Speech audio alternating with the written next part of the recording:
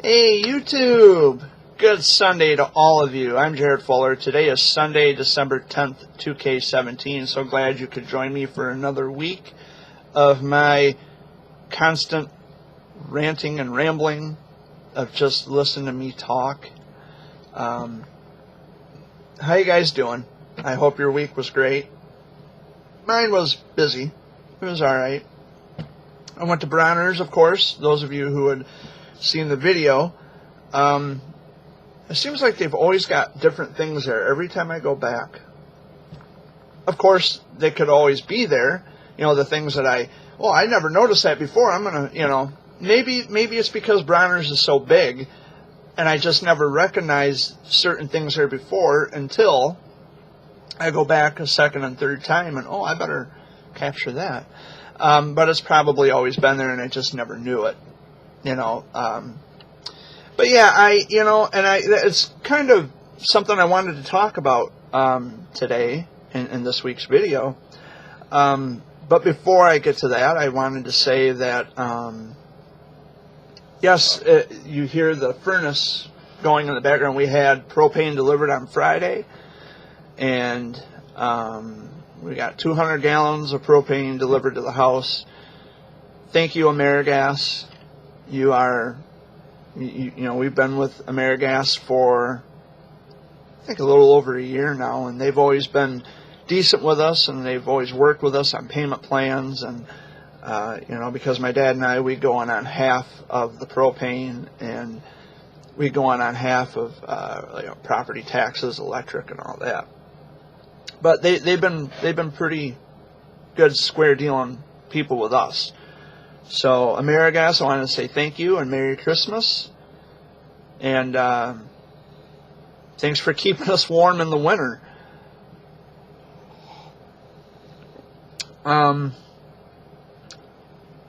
So, I got, well, Dad and Amy, they're gone. I think they went up to the store. They should be back anytime. So, I figured I would get started on this video while I didn't have any background chatter or bickering. Probably the only thing you're going to hear is the furnace and my dog Barkley, who is on the couch snoozing. You can probably hear him snoring. Wonder why my windows were shaking in my house. But anyway, I did a Skype video, two Skype videos last week with a cancer warrior. Actually, let me rephrase that. I did 3 Skype videos. 2 of them were from the same mother. She's from New York. Her son had Wilms tumor. And the very first Skype video I had ever done with the mother of a cancer warrior from Colorado. And we had never done a Skype before then. She says, "Man, why didn't we do this before?" And that's what I'm saying. That's what I'm trying to tell people is I have Skype. If you have Skype, please join me. Let's, you know, just like right now. I mean, you can see me, you can hear me. Let's have a conversation. We can see each other's facial expression. Let's make it happen. I love Skyping with people because what it does is it gives a different platform. And I know Skype may be out of style now or just not as popular as it used to be because everybody's doing FaceTime on Facebook, but Skype is good for video chatting apart from Facebook. And that's why I always try to implement that. You know, if you can still video talk with me or video chat or whatever you call it, but I'm just not going to be on Facebook to do it. Skype is very simple to set up on your phone or on your desktop computer, as long as you have a webcam, if you have a desktop, or if you have a smartphone that has a camera in it naturally. And I got a text message from the mother of a cancer warrior whose birthday is today. So, happy birthday, Elizabeth, and much love to you, and I hope your day is spectacular. But anyway, Skype. Give it a try. I mean, look for me on Skype, and let's talk. Let's have a face-to-face conversation. I would love more than anything to do a Skype session with you. So yeah, I mean, there really hasn't been too much going on. I finally finished a poem called Toy Drive, and I had mentioned that in a couple of video updates the past couple of weeks, I think. It had taken me a month to finish that poem. It never takes me that long to finish a poem. Never. And I realized that the poem video for Toy Drive is over almost 11 minutes long. The poem itself, I would say, is 3 or 4 pages long. I just can't believe it had taken me so long to write a poem. I mean, I haven't been writing in my journal, not a lot. Over here, my journal is. I've been, as a matter of fact, if you give me just 1 second, I could tell you how long I've been in the same journal, because I'm usually on top of these things, and lately I have not been. Book 126. I started this journal, if I can open it, and I started it on April 22nd of 2016, and we're almost in 2018. I mean, I'm almost done with it. I've got, like 3 pages left. I don't know what's going on. I don't know where the wheels fell off. I've just, I've been writing journals for 18 years. So I have my hand in it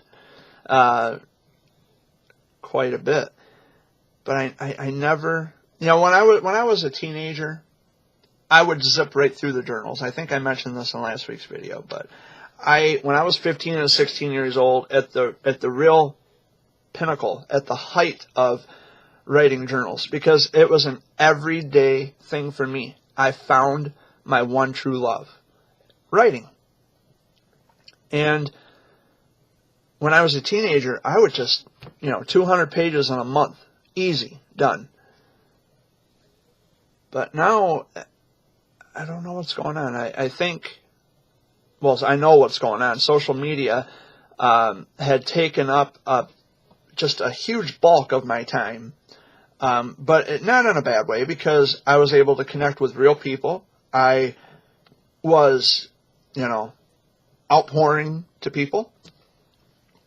And when I really started to pick up hot and heavy with the child of cancer awareness, being an advocate, an activist, or whatever you call it, that's where most of my, my attention shifted to those people, because it's like, what? I'm actually finally making a difference in people's lives. Having walked that path and going through that journey, I have actually opened myself up to so many people. And in the beginning, it was wonderful. I loved those people. But then, as time progressed, those people listened to the chirping birds of big mouths and trolls on the internet. And so now a good bulk of them want nothing to do with me anymore. So, people always say, they still say that to me even to this day. They say, well, you left Facebook. You let them win.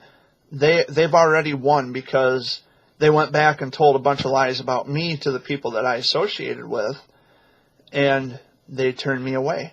So they won. And for me to be on Facebook after that point, it's like, I found a new purpose to be on Facebook, and that was to reach out to the people that I loved and cared about the most. And that was even something that got thrown in my face. Well, how can you be so loving and compassionate about people you've never met? Here's the thing. It has nothing really to do with not meeting them or meeting them. The love and the compassion lies within the idea that their kids have gone through, or they're going through, things that I have went through. Maybe not exactly the same, But childhood cancer is childhood cancer. And those of us who have gone through it, and I know that because I'm an adult now, and the direct concern is on the children, and that's what I've always tried to make it on. The focus is on the kids. And, you know, it's just one of those things. And they say, well, how could you connect with a child? What do you have in common with a child? Childhood cancer. Bingo. Sure, I'm not a child anymore, but I was one of those kids. Sure, at a different time.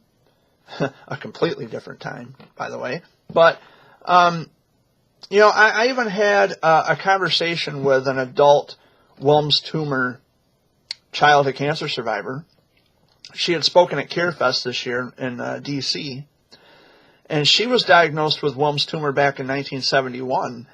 And we had a nice conversation on the phone, and she says, you know, I don't want to sound like a baby or anything. She says, but, you know, us adult childhood cancer survivors, we've kind of been shrugged to the side. And I was just kind of sitting there for a minute, like, what do you mean? How do you mean? She says, well, of course, the focus is on childhood cancer. She says, but where are the support groups, or where are groups anywhere for the adult childhood cancer survivors? Those of us who had cancer when we were kids, and now that we're grown-ups, we've kind of just been pushed to the side. We've been kind of, you know, we've been shrugged off. She says, I don't want to put out any false impression or sound like a crybaby. She says, but that's what it feels like, that because now we're older, now we don't seem to matter. And I can understand where she's coming from. And I do. I totally understand, because I kind of, you know, every so often when I was on Facebook, it's like, well, I mean, I'm an adult now. I mean, my time is over, which, okay, you know, signed, sealed, delivered. My time is done. I was a child battling cancer. That time of my life is over. That chapter of my life is over. But it never changes the fact that just because I'm an adult that I'm not affected by it anymore. Oh, I'll always be affected by it. Always. And I think that's what she was trying to say. I think that's the point she was trying to get at. And I think Dad and Amy's back. The thing, and hold on, Barkley, my dog, he gets excited every time he hears a door shut, car door shut. And I think what she's trying to say is, yep, they're back. I think what she's trying to say is, you know, where's the enthusiasm for us adults who survived it as children? Yep, just one second. Back up, Barkley. Yes, I'm here. I locked the door. Hi, Buck. What are you doing? I locked the door. And I'm doing the Sunday video update. Oh, okay. So, Be quiet. well, no, you ain't got to be quiet. You weren't quiet last week. Yeah. No, you talked with me. Yeah. Remember? Yep. Well, yeah, this is Old age. This is Sunday, ain't it? Yes, it's Sunday, all day You need to move, Charlie. until midnight tonight. But I was just talking about you know, because how I do awareness to childhood cancer. Right. And the emphasis and the attention and the focus is more on the children. That's what it is. And Yeah.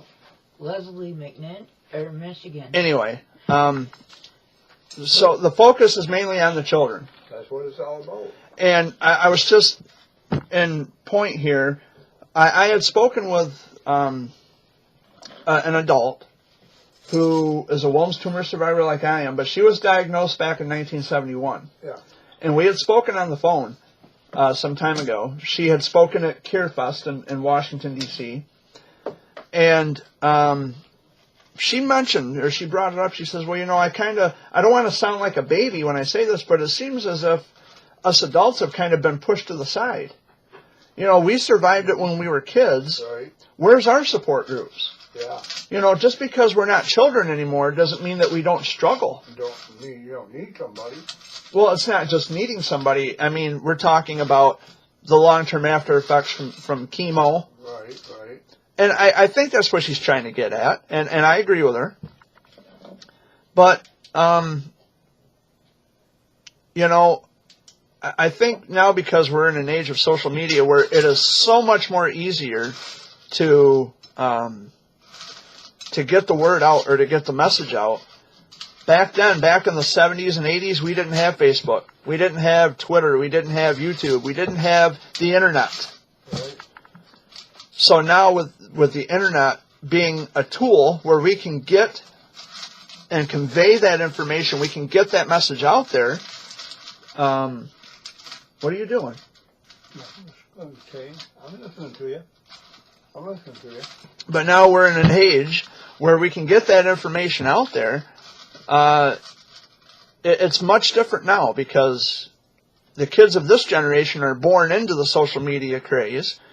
We didn't have that when we were kids.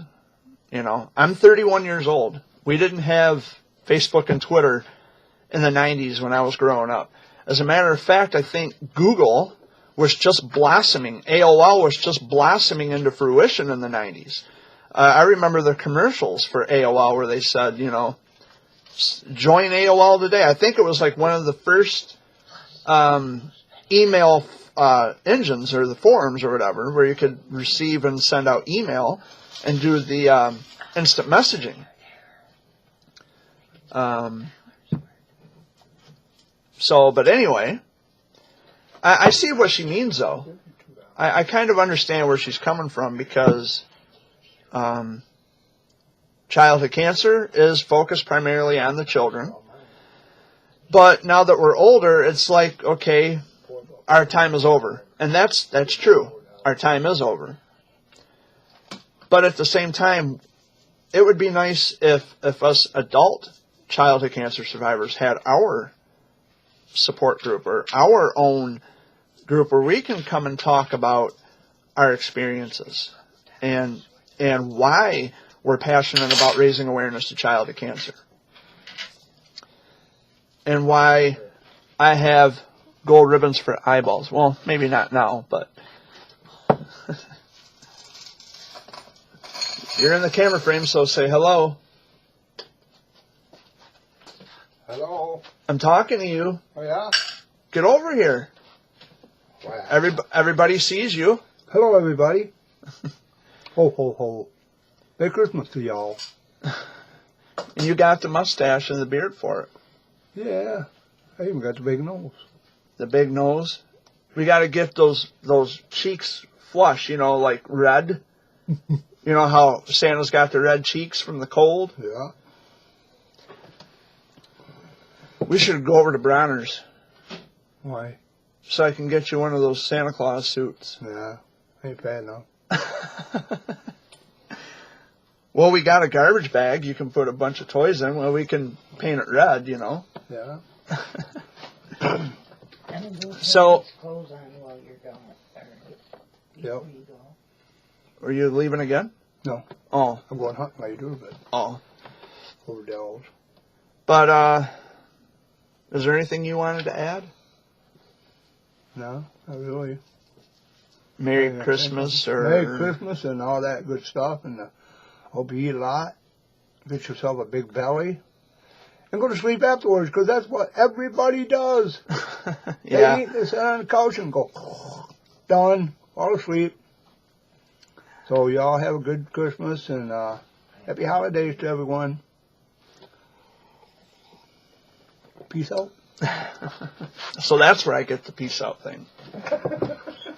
Because at the end of every Sunday video, I blow kisses and say, much love and peace, and I throw the peace sign up in the camera frame. You pass kisses and I just pass gas. Oh, jeez. Here we go.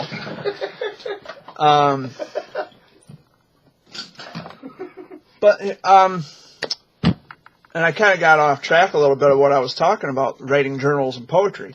When I was a teenager, again, like I said, journals was the writing was everything to me.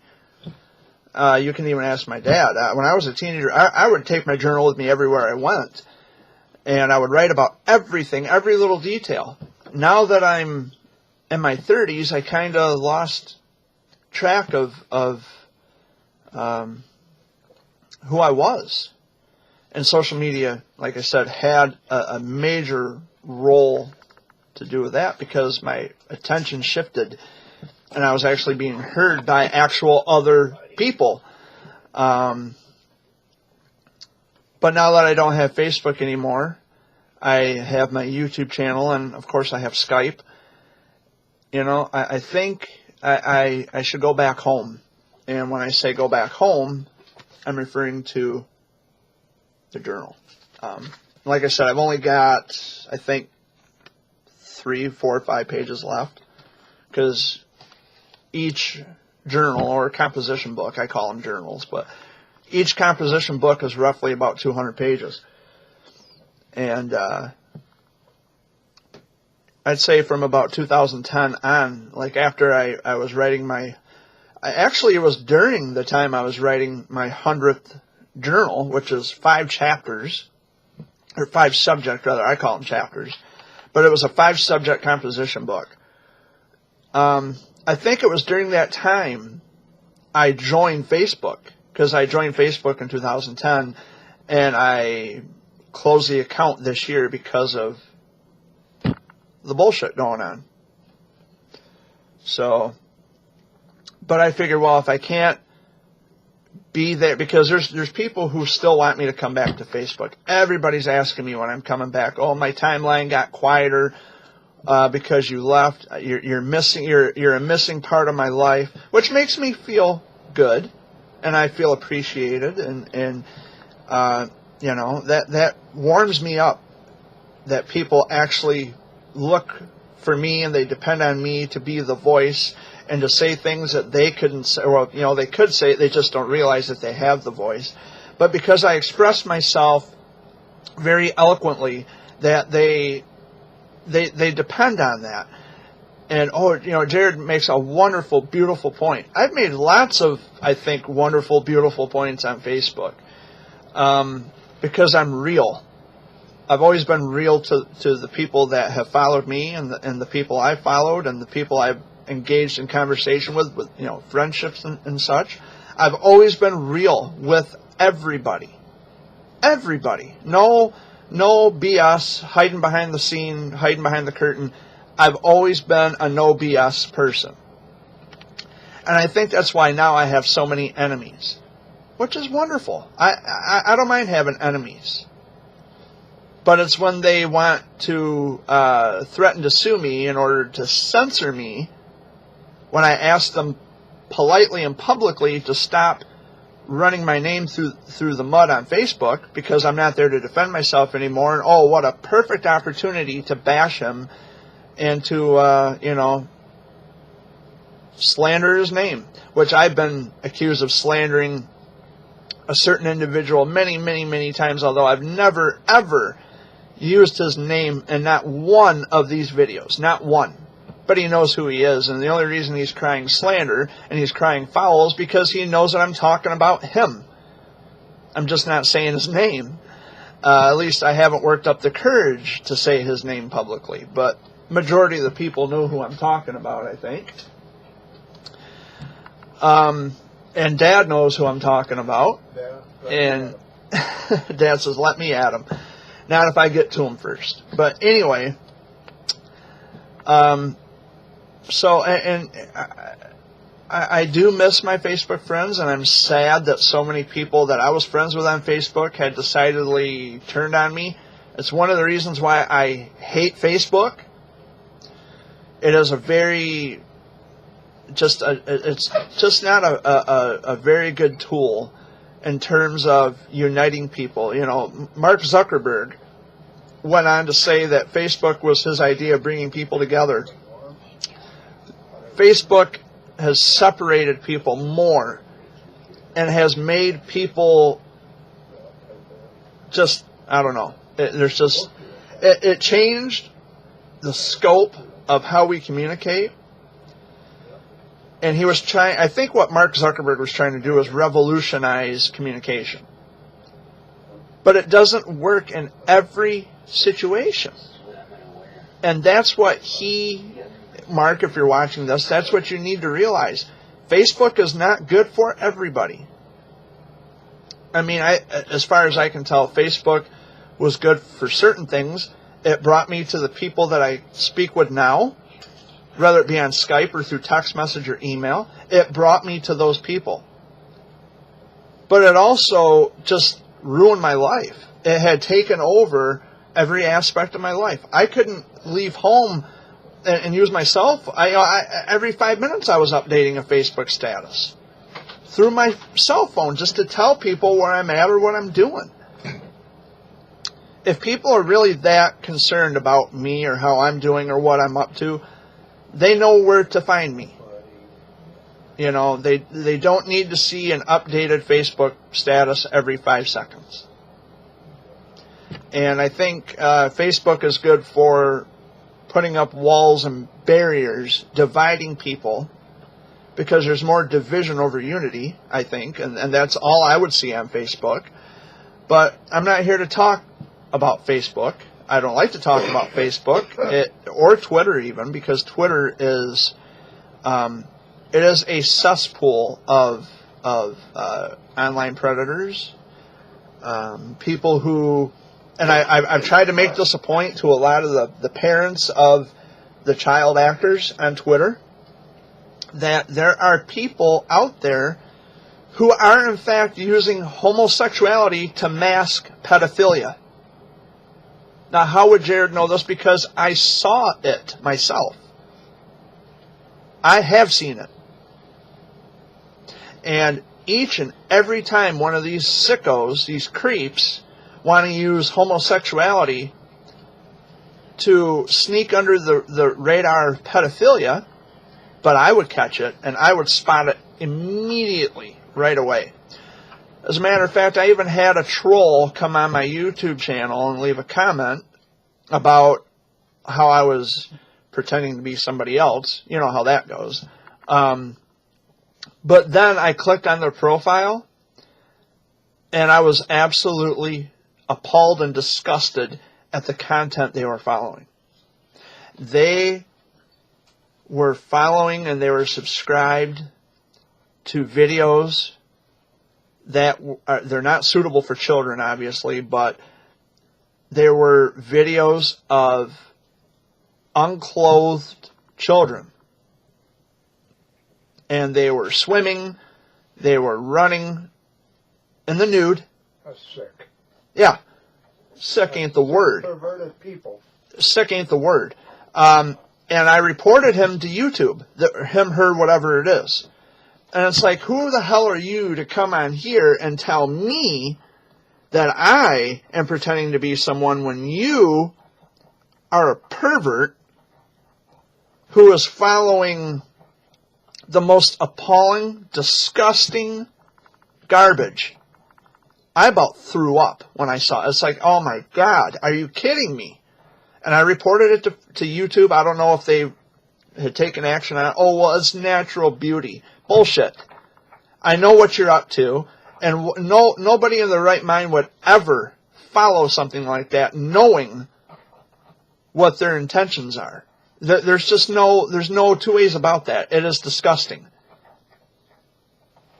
And, you know, the same kind of thing is happening on Twitter. The parents don't understand it. They don't check out these profiles, you know, without, you know, they have these phony names and they don't have actual profile pictures, or they use, you know, they just had an incident here in Michigan, right here in Saginaw County, in a town called Freeland, where a 37-year-old man was posing as a 12-year-old on Instagram, demanding disturbing pictures of kids. And he's looking at 15 years in prison, which is where he belongs, if he's going to be that sick and that just disgusting to do something like that. It's happening now. It's happening on Twitter. It happens on Facebook.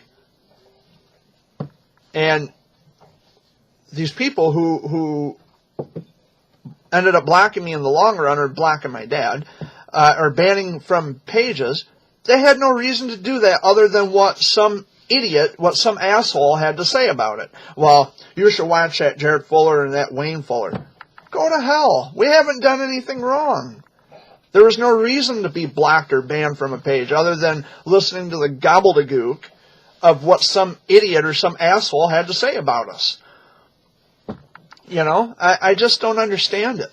And these people who, well, Jared is swearing and, well, it's mild to moderate profanity. Okay, and it's fallen on virgin ears. So what? You know, it's not going to hurt you. I could say something a lot worse, but I'm using restraint. And, you know, I'm not going to resort to that. But it is one of those things where we have this issue happening now. And it's the same thing with the fake GoFundMe pages. You know, we have people out there who are so sick to use the picture of someone else's child and to set up a fake GoFundMe page to then say, well, this is my child and I need money. That is disgusting. Now, we don't make that a secret. We don't make that a secret. So then that presents another question for me, is if we don't make that a secret, if we have no problem calling out the people who are using other children, you know, pictures of other people's children for their own monetary gain, why and where do we then draw a line in the sand at single people who are taking donations and enjoying paid vacations across America?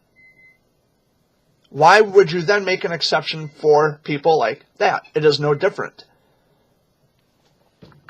Because people like that, and he has done this, he's lied and cheated and manipulated his way from one family to the next to get the money so he can travel.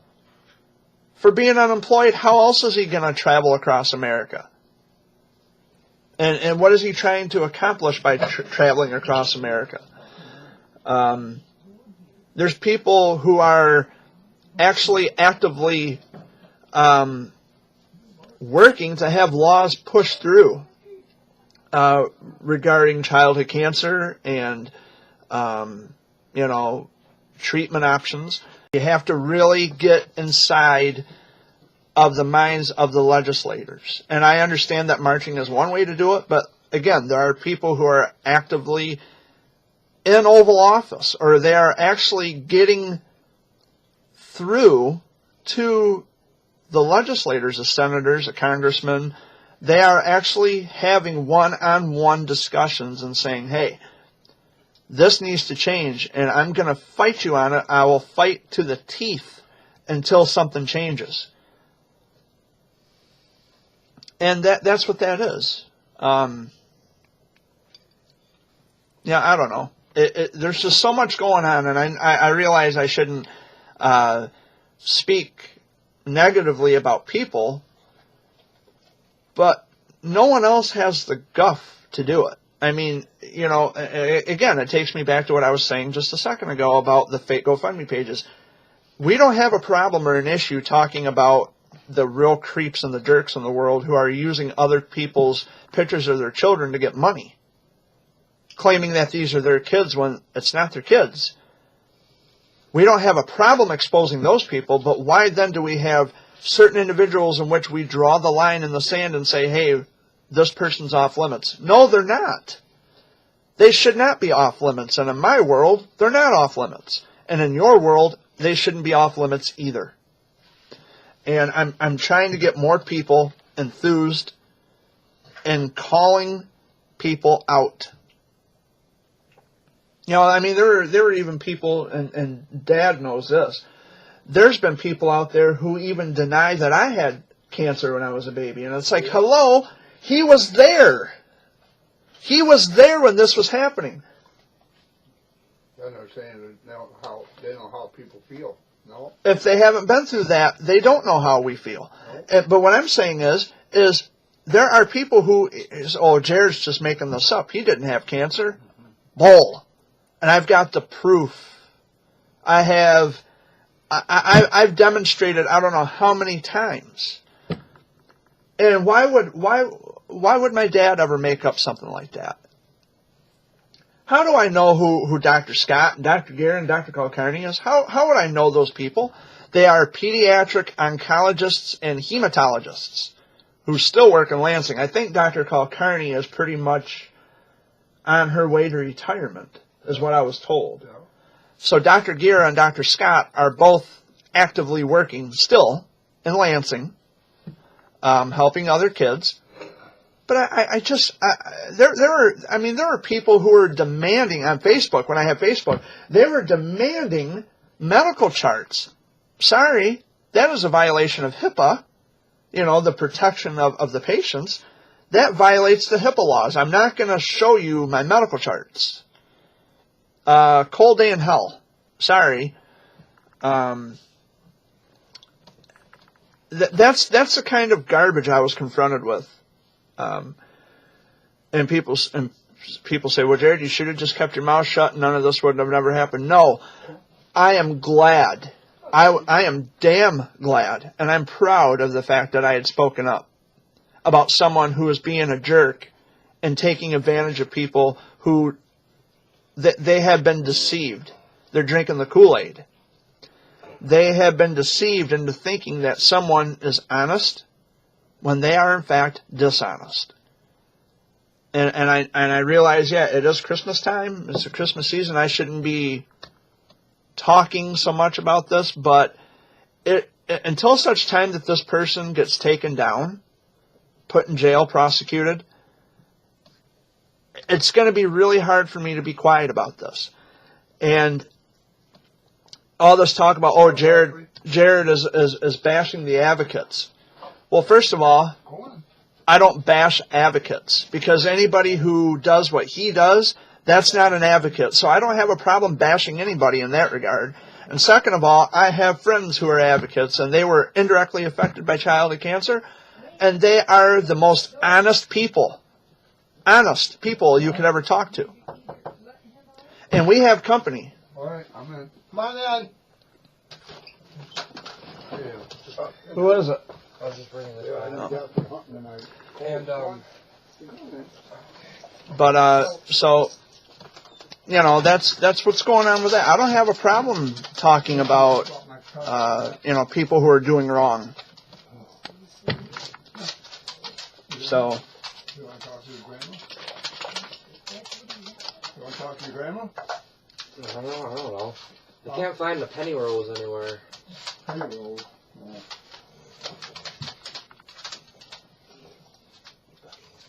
So, I guess, seems he's here. Come here, Anthony. Yeah. Alright, what did I do? No, you didn't do anything wrong. Just say hi. Hello. This is my neighbor, Anthony.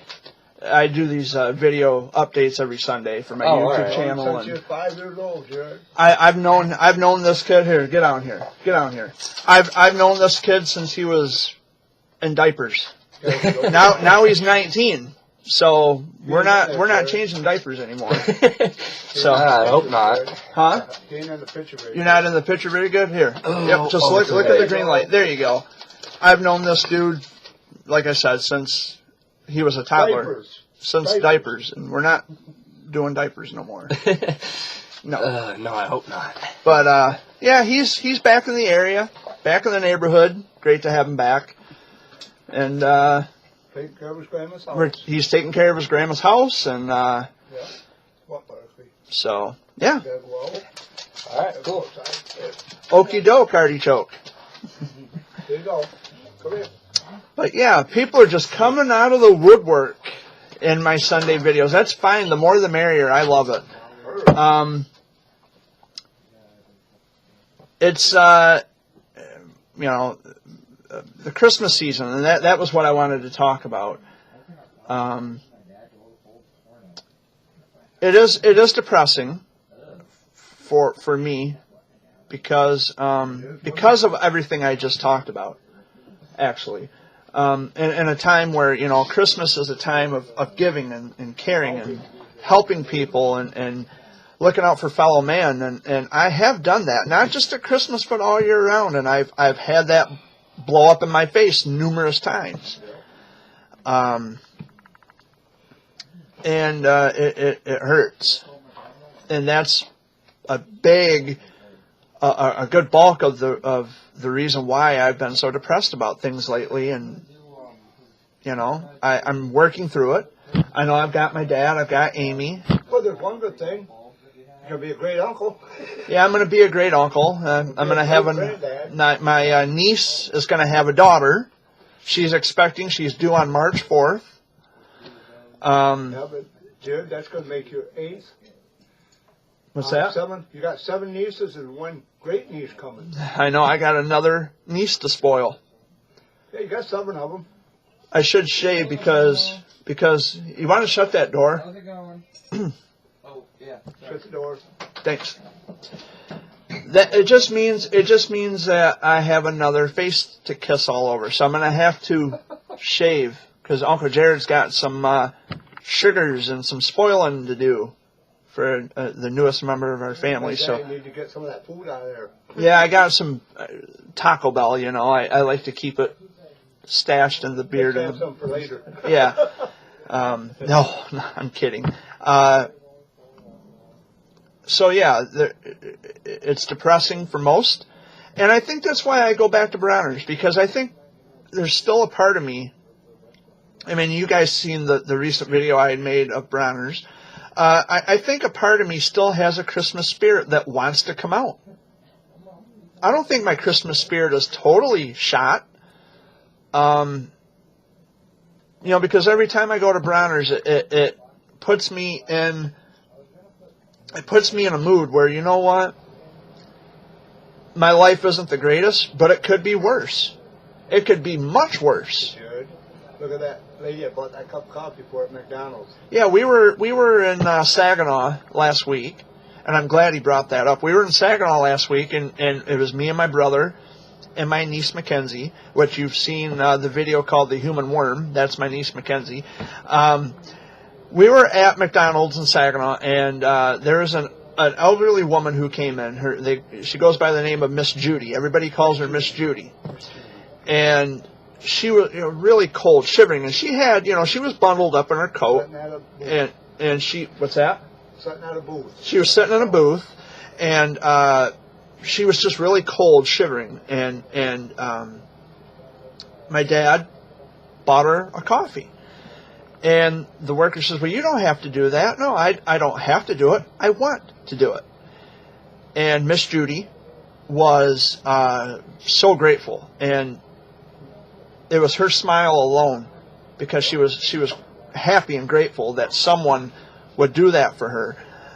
And she was an elderly woman. She had to have been in her 80s. Yeah, she was a nice lady. But she was very nice. And I think the smile alone is what warmed up my dad's heart, because he could do something for somebody and it meant something. You do a lot for people. And we are not the kind of people who just want to help at Christmas time alone, all the time, all year round. Yep.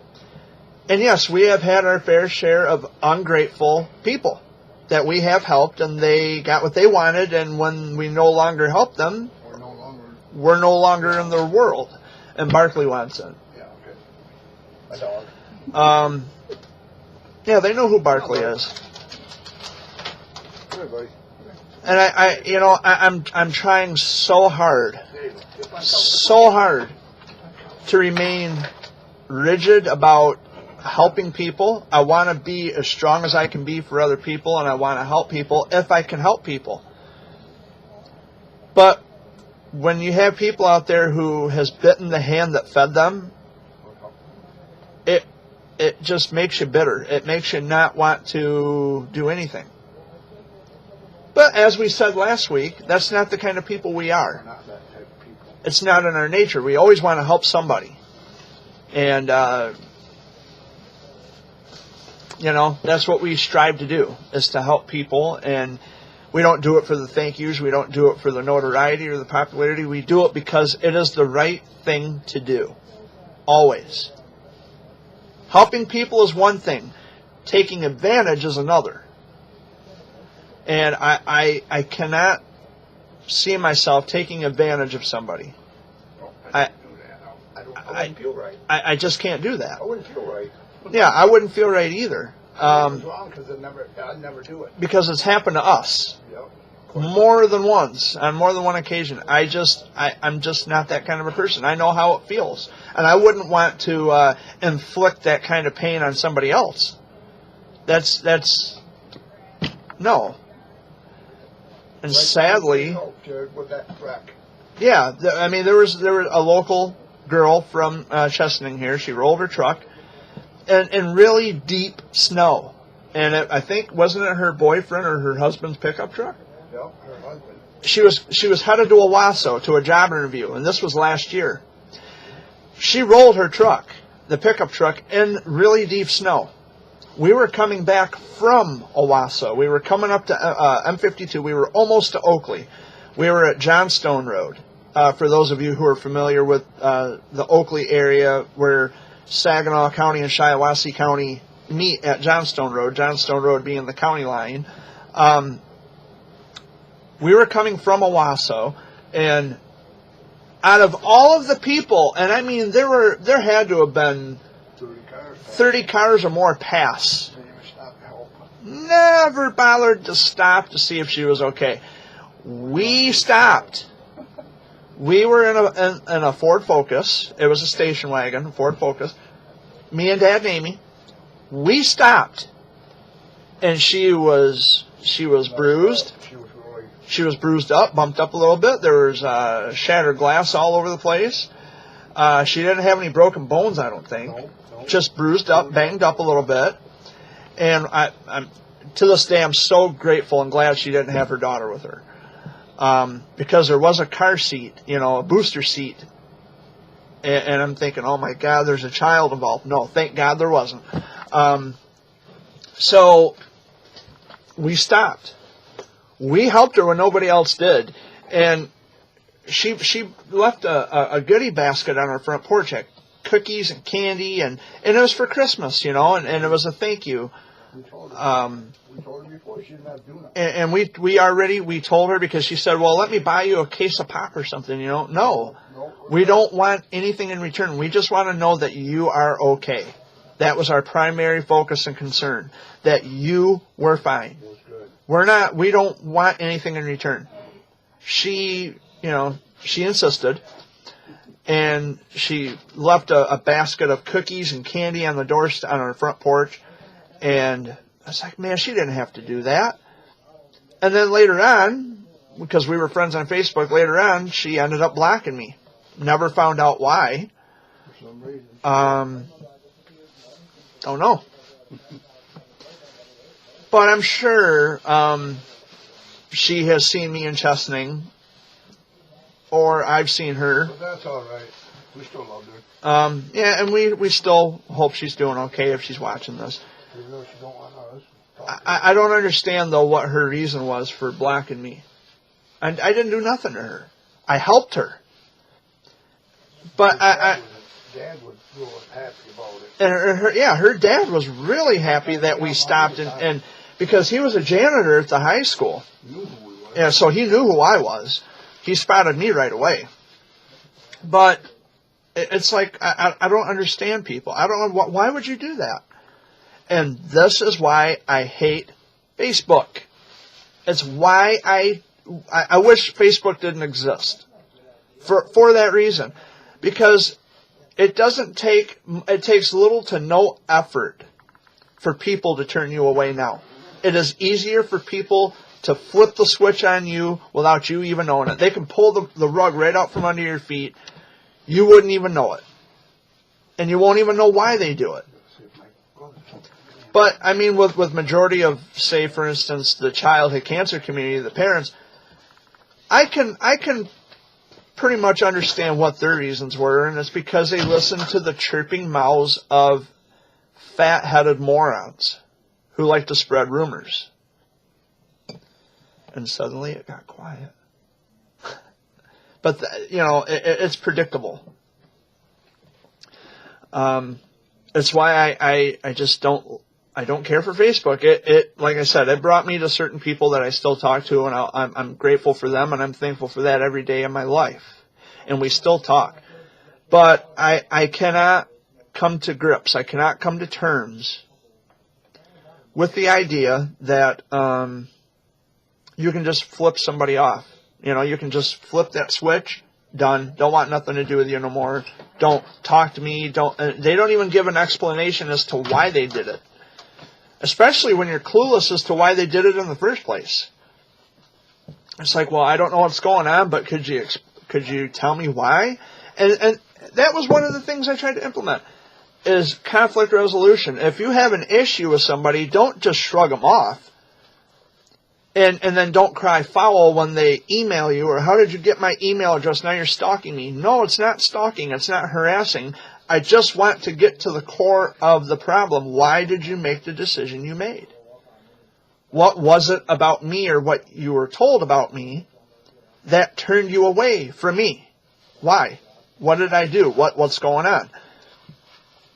And a lot of them like to pretend that I don't know. Or they say, well, Jared, you know what's going on. Don't pretend like you don't know what's going on. Well, I want to hear it from you. That's why I'm asking you. I don't want to hear it through somebody else, which is obviously what you did. You heard a bunch of crap from somebody else.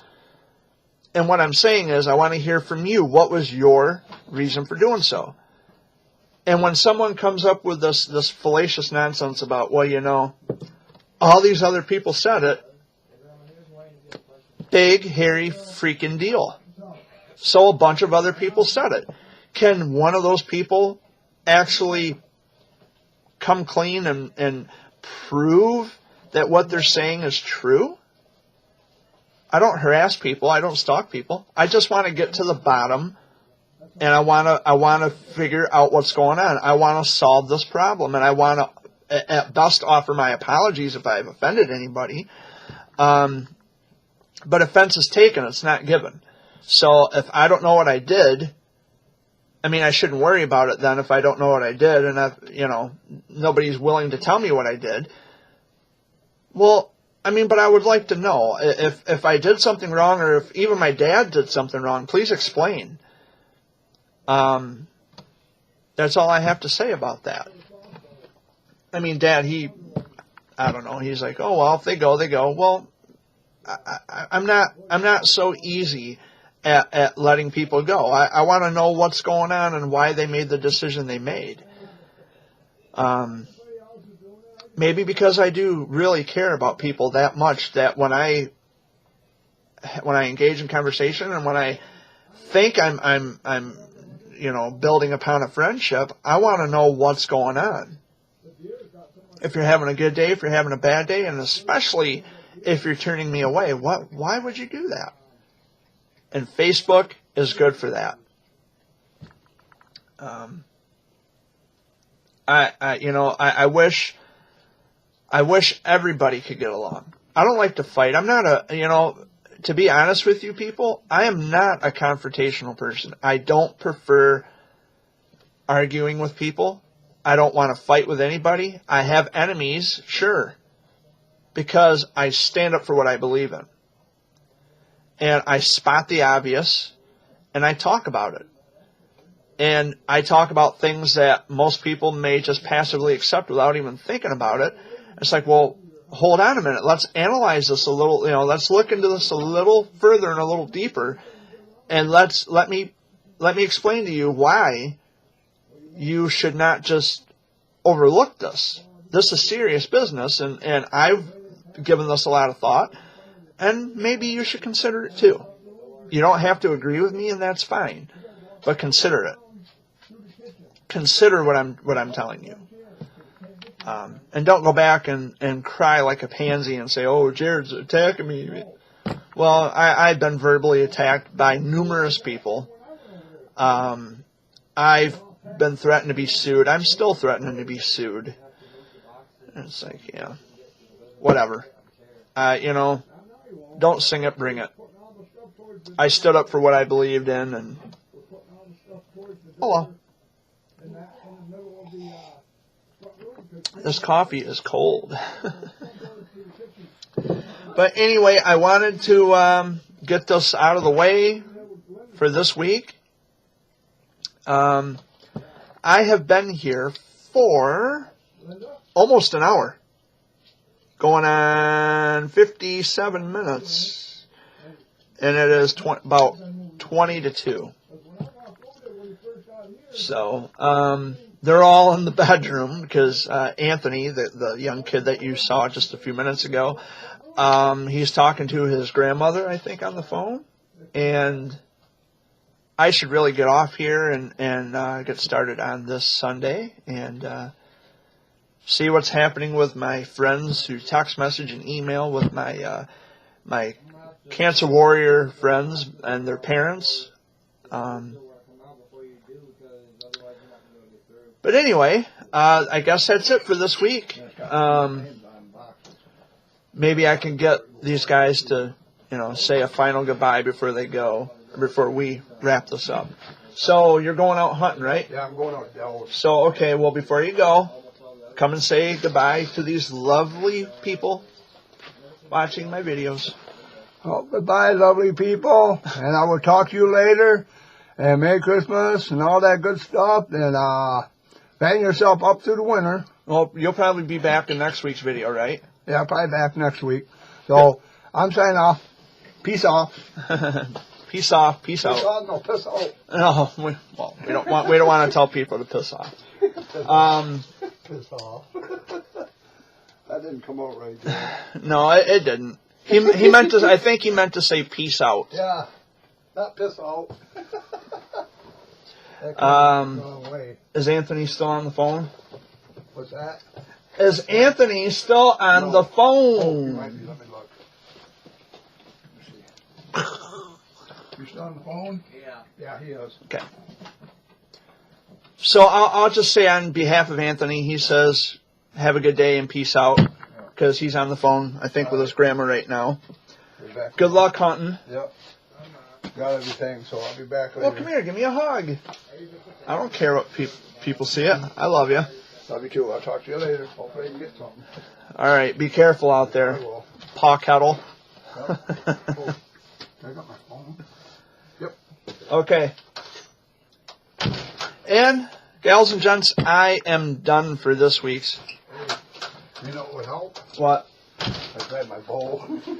Yeah, I don't think that slingshot's going to work too well. Or that, spitting the darts, the blow gun with the darts. I don't think you can catch a deer that way. All right. I gotta find something there. But okay.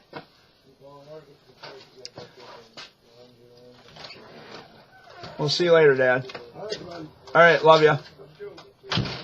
And okay, gals and gents, the last attempt at saying goodbye. I love you all so much. Thank you for watching again this week and for listening to me banter and, just kind of rant and rave about things. Just be good to each other and do it honestly and make this week a good week. And I'll see you all next Sunday, okay? Much love and peace.